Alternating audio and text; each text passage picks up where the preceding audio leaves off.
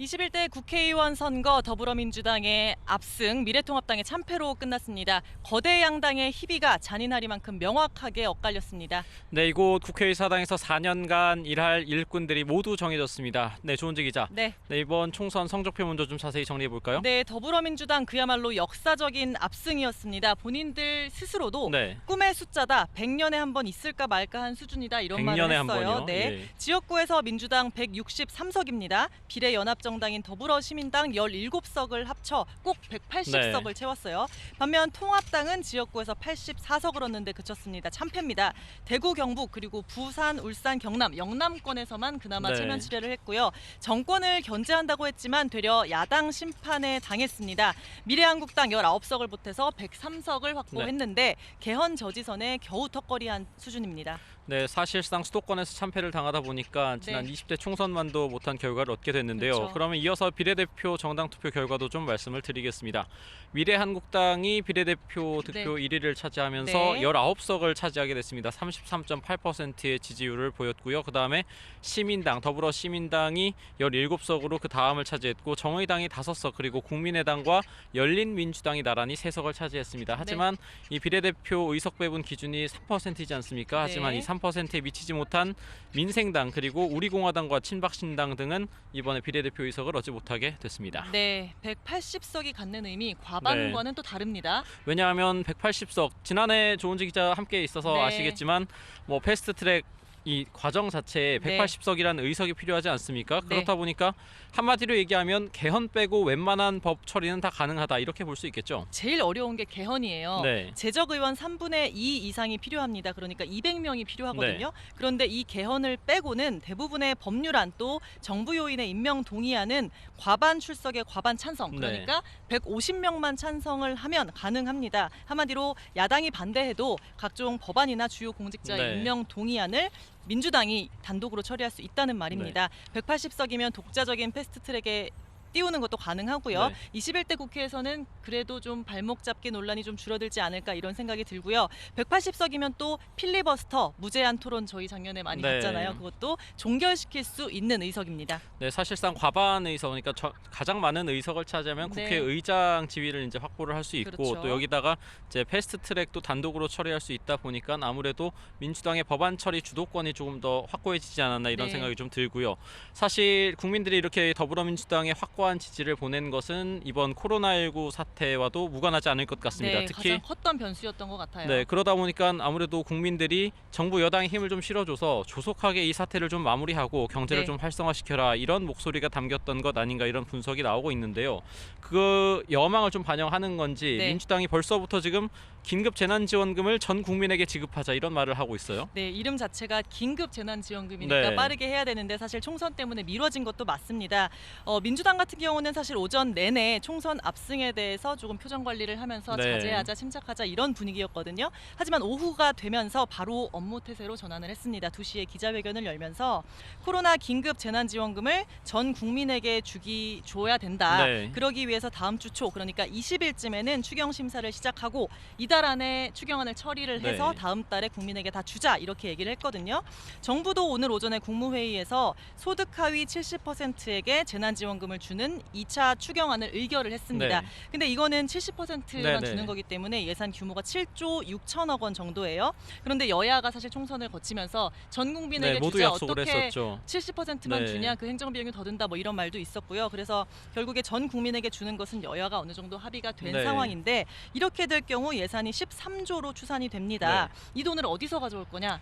일단 네. 야당에서는 계속해서 지금 국채 발행 그러니까 국민에게 빚을 지우는 것은 안 된다 네. 이렇게 하면서 반대하지 않았습니까? 네, 그래서 여당에서도 국채를 발행하는 대신에 지출 구조조정이나 기금 지원으로 충당하겠다 이렇게 네. 얘기를 했어요. 그리고 코로나 상황이 점점 더 악화되고 혹시 더 경제 상황에 타격이 크다면 3차 추경도 검토할 수 있다 이렇게 여운을 남겼거든요. 네. 민주당은 어쨌든 빨리 하고 싶다는 생각이 큽니다. 총선도 네. 끝났으니까 일을 하자 이런 생각이에요. 그래서 속전속결이 목표인데 그러려면 야당하고 의사 일정을 협의를 해서 언제 뭐 본회의를 처리하고 심사는 언제까지 하고 언제 두드리자 뭐 이런 거를 네. 서로 얘기를 해야 되는데 통합당이 지금 연락이 안 된다고 하거든요. 통합당 참패 후유증으로 의사일정 협의도 좀 가능하지 않은 상황인 것 같은데 어떤가요? 네, 사실상 작은 법 하나를 처리하려고 해도 여야 네. 합의가 필수입니다. 그런데 지금 이 추경 같은 경우에는 이미 1차 추경을 했고 네. 또 2차 추경을 지금 하려다 보니까 여야 합의가 필수적인데 지금 한마디로 통합당의 지도부는 물론이고요. 원내 지도부가 이번 총선을 통해서 와해가 됐습니다. 네. 심재철 원내대표가 6선을 노렸지만 낙선을 했고요. 또 김한표 원내수석 부대표 같은 경우에는 공천에서 배제된 다음에 사실 이번 선거에서 황교안 대표, 전 대표죠. 네. 종로 선거를 사실상 엄청나게 지원을 했습니다. 네. 그런데 이 후유증도 만만치 않고 또 김재원 정책위 의장 겸 예결위원장도 당내 경선에서 탈락을 하다 보니까 네. 사실상 이 추경을 쥐고 여야 협상을 맡을 사람이 지금 마땅치가 않고 또 총선 참패로 이 논의하는 분위기 자체도 사실 쉽지가 않기 때문에 네. 당내 수습이 현재로서는 뭐 워낙 급선무인 상태인데 하지만 뭐 지금 이렇게 되면은 긴급 재난지원금은 물론이고요. 또 국민적 공분이 큰 텔레그램 N번방 사건 입법도 지금 요구가 상당히 크지 않습니까? 네. 이 각종 법안 20대 국회에서 마무리해야 될 법안은 물론이거니와 지금 발등에 불인데 그런데 또 통합당 입장에서도 마냥 미룰 수는 또 없는 없죠. 게 네. 이번 총선을 통해서 민심의 심판을 한번 받았기 때문에 네. 또 마냥 미뤘다가는 여론의 부담이 상당히 크게 다가올 수 네, 있습니다. 준엄한 명령을 받았으니까 네. 20대 국회에서 유종의 미를 잘 거뒀으면 네. 좋겠고요. 어쨌든 이번 선거 결과로 정치 지형도 많이 바뀐 것 같습니다. 4년 전 총선 때는 사실 네. 국민의당 녹색 돌풍 딱 기억나시죠? 그때 다당제, 우리도 다당제의 초석을 다지는 거다. 네. 또 뭐 지역주의도 이제 끝났다. 뭐 이런 얘기들이 많았었는데 사실 결과적으로 이번 총선 보면 다시 그때로 돌아갔다. 네. 호남은 민주당 밭, 영남은 한국당 그러니까 통합당 밭이다. 이렇게 네. 다시 회귀한 느낌이에요. 네, 총 300석 중에 이제 민주당 계열에서 180석을 가져갔고 통합당 계열에서 100석을 넘게 가져갔기 때문에 네. 사실상 300석 중에 대다수를 양당이 채웠습니다. 그러다 보니까 4년 전에 앞서 말씀하신 대로 녹색 바람을 불러일으켰던 그 당시 국민의당이 네. 이번 한때 이제 헤어졌다가 네. 다시 민생당의 어떤 지붕 아래 모여서 네. 특히 뭐 중량급 있는 뭐 박지원, 정동영, 천정배 이런 네. 의원들이 호남에서 출마를 했는데 사실 이번에 한 명도 당선이 되지가 않았습니다. 네. 또 동시에 비례대표도 앞서 말씀드린 대로 3%를 못 넘겨서 얻지를 못하다 보니까 사실상 한 석도 얻지 못해서 0석이 됐고 소멸 수순에 접어든 것 아니냐 이렇게 네, 나오거든요. 원내 3당이었는데 지금 네. 소멸을 걱정하는 단계 원내 정당으로 네. 지금 전락하는 위기인데 어떻게 할 건가요? 그래서 일단 지금 뭐 당의 진로를 좀 모색해야 네. 되는 상황인데 다음 달 그러니까 5월 안에 전당대회를 열어서 이 당의 진로를 좀 모색하자 이런 방침입니다. 네, 정의당도 분위기는 뭐 좋지가 네. 않아요. 심상정 대표가 유일하게 지역구에서 당선이 됐고 그것도 상당히 좀 격전이었어요. 네, 예. 그렇죠. 그리고 6석으로 현상 유지를 하는데 그쳤습니다. 정당 득표율 9.67%를 얻어서 4년 전보다 조금 올랐다. 이게 네. 유일한 성과인데 양당 사이에서 어떤 존재감 또 어떤 철학을 가지고 임할지 좀 네. 고심이 클 것 같습니다. 일단 국민의당도 좀 살펴봐야 될 것 같습니다. 네. 안철수 대표가 14일 동안 정말 국토 대종주를 통해서 국민에게 정말 삶의 현장에 다가간 이런 정치를 하겠다 하면서 호소를 네. 했는데 사실상 기대만큼은 미치지를 못했다 이렇게 내부적으로 분석을 하고 있고요.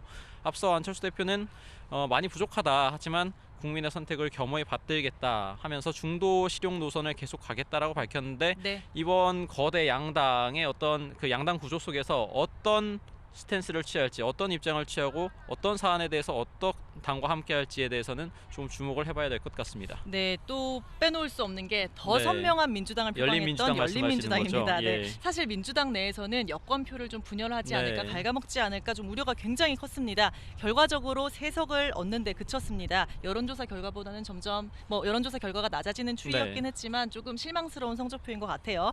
김진애 전 의원 또 최강욱 전 청와대 공직기관 비서관 등 네. 총 3명이 입성했습니다.